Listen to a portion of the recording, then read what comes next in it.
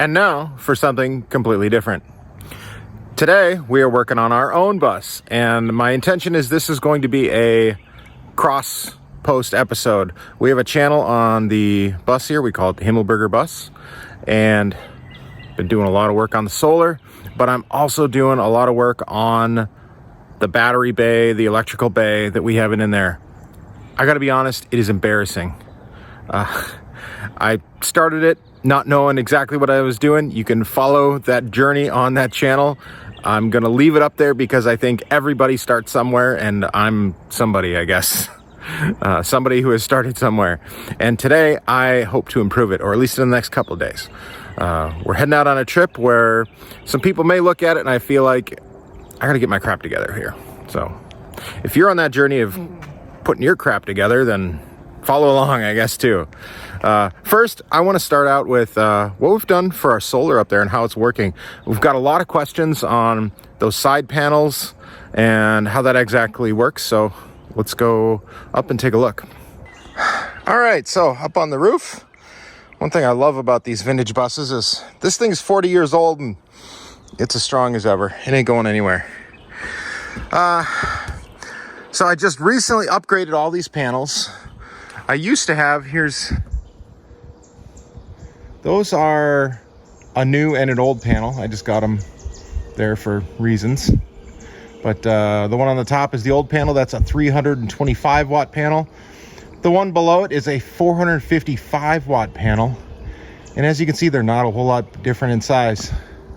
The 455 watt panel is a little bit bigger, but it definitely fits within the width of the bus. So what that brings us to is we were at 2600 watts. Now we're at, let's see, I gotta do some quick math. I know our total, but I don't know exactly what this section is. They need to use problems like this in school. You've got 8 panels, 455 watts each. How many do you have? How many watts total? Well, that number ends up being 3,640. But even make it more complicated, what I really recommend people do is multiply that times 0.8 to get your 80% of what you can actually expect out of it, which is another number that I'm not going to figure out right now, but it's not as much. So that's what we're at here. We're at over 3,600 or so just here alone, and that has been working out great for us. Then we've also, this is a recent addition, added these 200 watt panels here to shift the air up and over them a little bit more. And then of course, we got our panels along the side here, and that's on both sides. And my initial thought on that was, well, I want to clean up the airflow, and I figured, well, that was going to take time and money for materials. Why not do it with solar panels? So if we combine this 3600 plus 400 plus 800, because there's 8 panels going that way, plus 8 more on that side, we end up with a little over 5,600 watts of available solar capacity. Now, of course, you can't use these side panels at the same time. So what I ended up doing was I ran, this is a string all in, we're running 4 series, 2 parallel. So each group 4 is in a series, 4 in series. And then parallel that with the exact same thing on the other side. And then I paralleled, these 2 are in series, and then I paralleled that group together. So all 3 of these groups can work together into a single controller. And it's been working out great so far. We have not maxed out the controller, so I feel like we're being efficient on that, but it does still produce. We've seen 800 or more watts from that controller, and I'm really happy about that. We've seen as much as, I think, 1,700. No, I know 14, maybe as much as 1,700 watts from each of the controllers on here. I have these in 2 groups, so we have 3 controllers total. That's 3, I think. We'll get down to that here in a little bit, but I also want to talk about how we got here. We actually started with 6 panels, good for, I think, about 1,400 watts of the smaller ones, and they were between the air conditioners. And then I knew we weren't going to have enough because my goal has been to run at least one of these as much as I wanted to. And I just didn't know early on, 6-7 years ago when I first started this. So I built this all on a Unistrut rack, and I have to say it has been able to evolve with me through the entire journey. The supports that are in here, I have never taken out. It has, all I've done was raise it up about 13 inches. So you can see people ask a lot, like, oh, you must be really high, or how high is that? It's not really any higher than the air conditioners. And tell you what, it protects the roof. It's really good. Actually, I have been noticing inside it's been staying a lot cooler, especially since we added these side ones. The sun isn't beating down on this side roof anymore. The cabinets are staying cooler. It's crazy. So many good benefits. I want to figure out a way to incorporate something like this into some RV builds. We'll see. But yeah, we just worked at this and improved it over time as deals became available. Yeah, let's take a little closer look here about how this particular thing is constructed at the moment. I got to get down on the ladder here. So this is what we got going on underneath here. You can see kind of, it's all based off of this structure here, and these panels are cantilevered off. And of course they are at an angle. And even during the day, these side panels will get, you know, 500-600. Well, actually with these panels here now, we get even more during the day.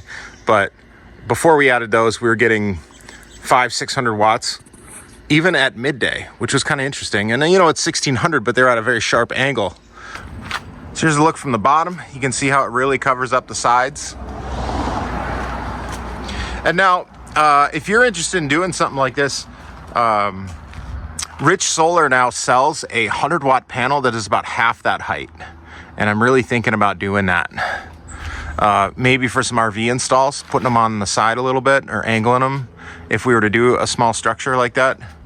Now this is all Unistrut. Oh, hey, look at that. There's a boat back there. Yeah, check this out. I put a winch on there. You can see all that structure up there.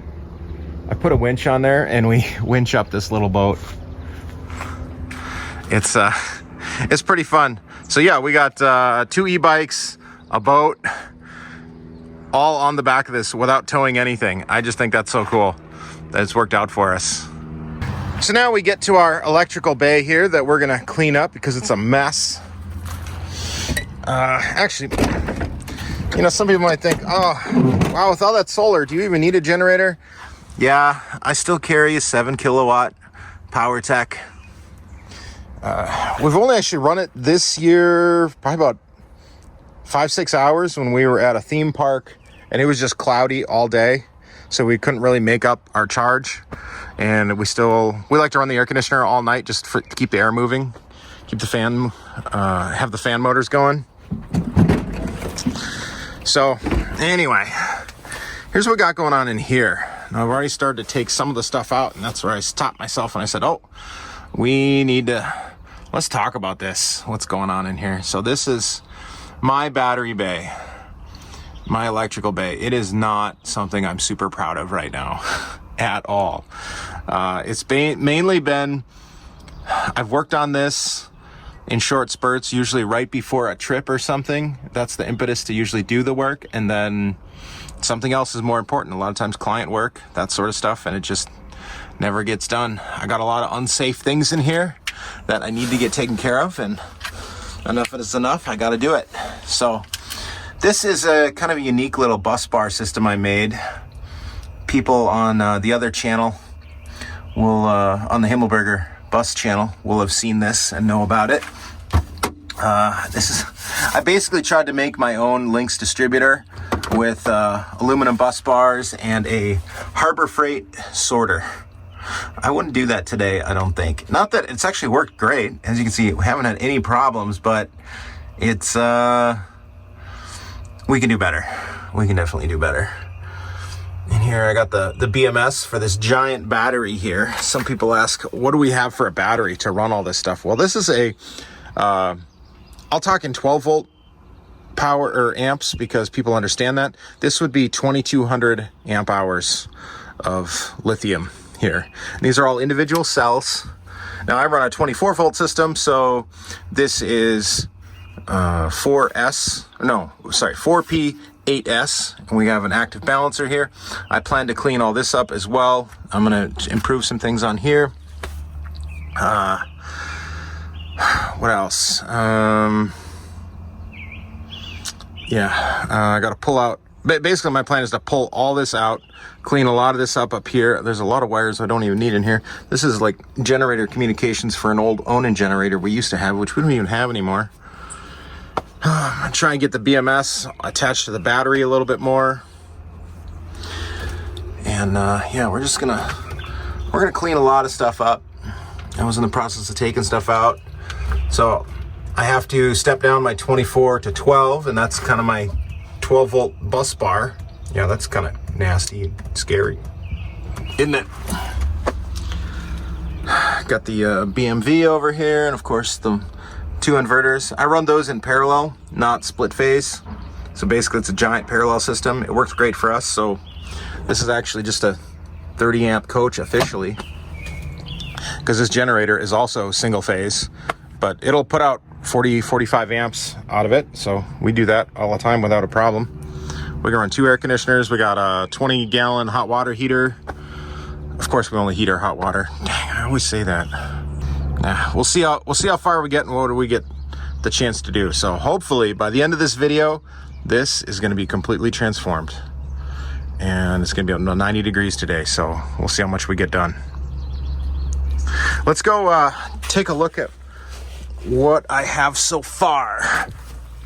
So I was just kind of laying this out a little bit, and some of you may also recognize this.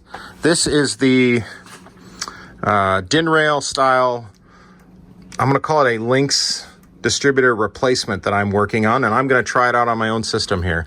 I painted it blue so that it matches, and I think I finally figured out the best system for this. So here's the way it's going to work.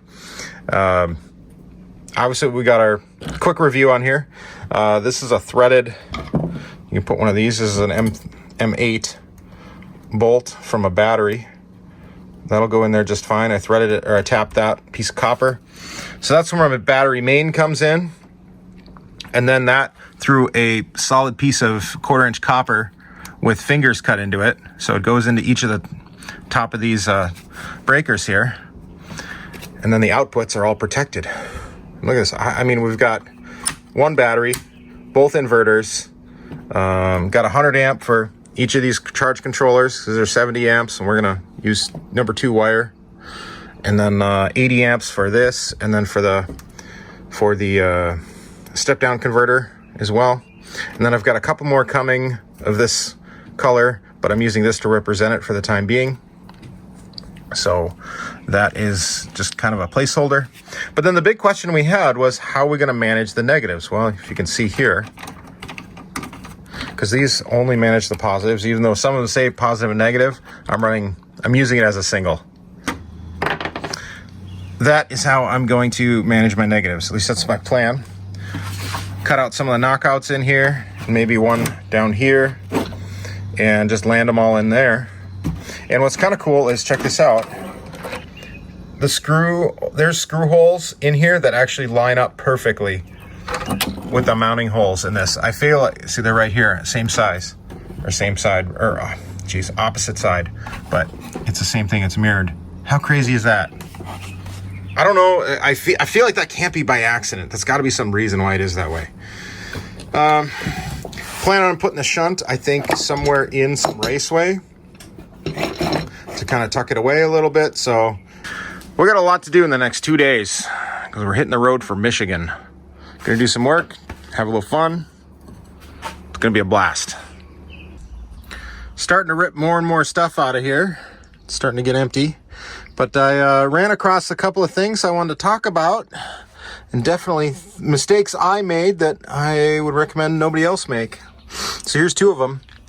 One, I soldered my AC inputs, and I believe that's why it's burned there, but part of the reason why you don't want to solder is, and this may have happened here, is when it gets hot, it can run out of the connection, and then the connection gets smaller, and then it gets weaker, and then that builds heat, and then that makes a fire, and fuses don't blow. So always do mechanical only connections. Don't solder. Yeah, don't solder things. Use a ferrule if you need to. So here's another quick example of a mistake I made. This is my old solar charger main negative connection, and there are not many conductors on that wire. And this is what I should be using, is something like this, much thinner. So this is what the terminals look like, and see how they're square? And this is actually one reason why I'm not a big fan of round ferrules, or if you can get a ferrule that's square, I think that's a good idea to use in these. This is a 50 amp charger here, but you want something that deforms to that shape. And those big coarse conductors just don't deform to the shape of the terminal. So what will happen is that'll eventually build heat, and that's what was happening with these. I was finding that these chargers were starting to derate sometimes in June. The more you know. All right, I'm gonna get back at pulling all this stuff out. All right, we've come a long ways here today. Not as far as I'd like to be. This is where I'm at. I got all my components laid out. Remember, this is a 24 volt system, so we've got the step down converter for my house electronics, lights, water pump, awning, all that stuff. Got a three charge controllers, 2 for the top, 1 for the sides, and then got my multi-pluses mocked up. They're not put in there, but I will use this to route the cable lengths, and then I'll take these off the board, put the board up, and then put them back on and hook it all up. I got my breaker box ran for my solar. Hey, look, I even labeled them. And then I also put corresponding labels here.